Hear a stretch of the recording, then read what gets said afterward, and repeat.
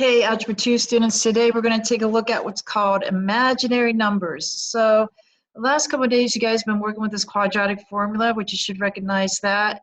The other thing you've been working at is what I have here in red, which is called the discriminant, right? And so if you take a look at it, here we have a quadratic. This is our A, this is our B, this is our C. We take those numbers and we put them in here. So here we have it here, 4 squared minus 4, it's always 4. A is 2.5, C is 3, and we get negative 14, right?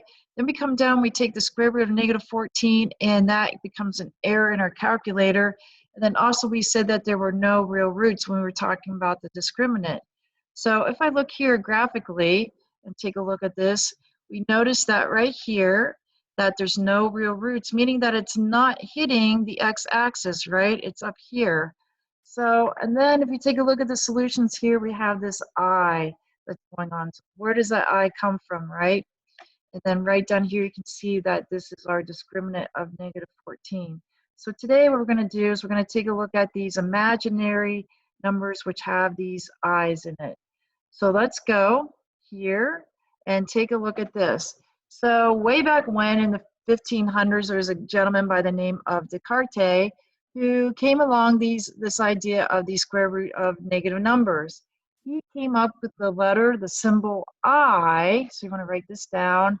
I wanted you guys to take and follow along, and you're going to take a screenshot or a picture of your notes and send this to me so I know you're taking notes along with me. So this is the letter I. Notice how I have it as a cursive.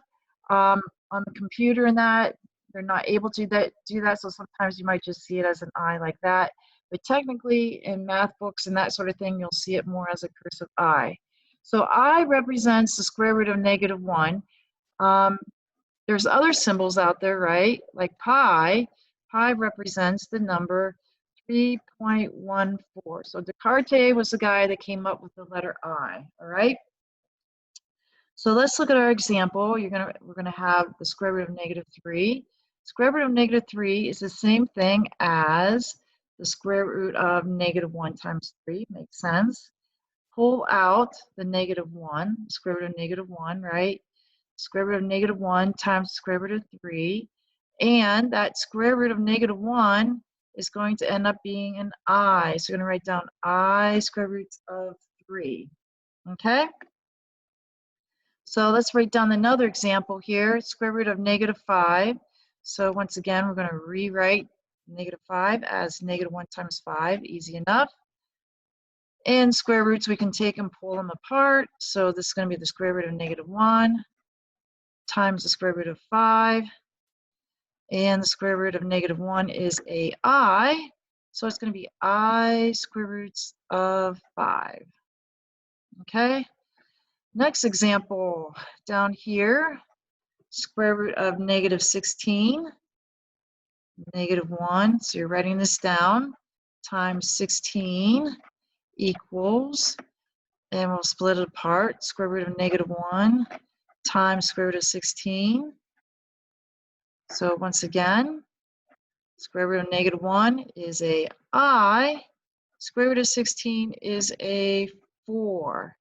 All right, now what we're going to do is we're going to switch these around. We're going to call this 4I, okay? You probably ask me, well, why didn't you not go square roots of 5I? Well, what they do is for square roots, the letters always go out in front because you don't want to have this square root hanging here, not too sure if it's going to be the square root of 5 as well, or I as well. So for square roots, these guys come out front.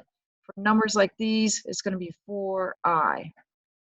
Okay, down here, this is going to be square root of negative 1 times 36. Square root over there a little bit more. So this is going to be the square root of negative 1 times the square root of 36. So once again, this is I. Square root of 36 is 6. And we'll switch the numbers around. So that's going to be 6I. Okay? All right. What if we have something like this? So here's example D. I'll have you write down. So this is square root of negative 8. This is square root of negative 1 times 8, obviously. This is going to be I square roots of 8. But you guys know that whenever we have square roots, we have to make sure that they're completely simplified. So 8 is 4 times 2. In fact, the square root of 8 is the square root of 4 times the square root of 2. We know that the square root of 4 is 2. So we have 2 square roots of 2. And then I have this I that's coming straight down, right? We have that going on. That looks kind of crazy, right? So we're going to come over here and rearrange it a little bit. We're going to go 2I square roots of 2. Okay, this problem, E, last one, square root of negative 50. It's the square root of negative 1 times 50. And we're going to pull this apart. Negative 1 times the square root of 50. So this is going to be I square roots of 50. 50, we can break this down as 25 and 2. Square root of 25, square root of 2. This is obviously 5 times the square root of 2.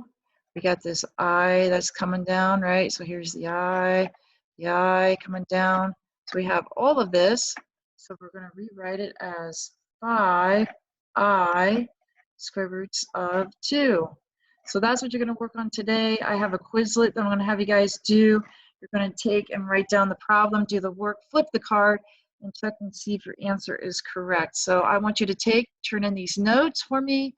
I want to see that you actually did do the notes, and we'll go from there.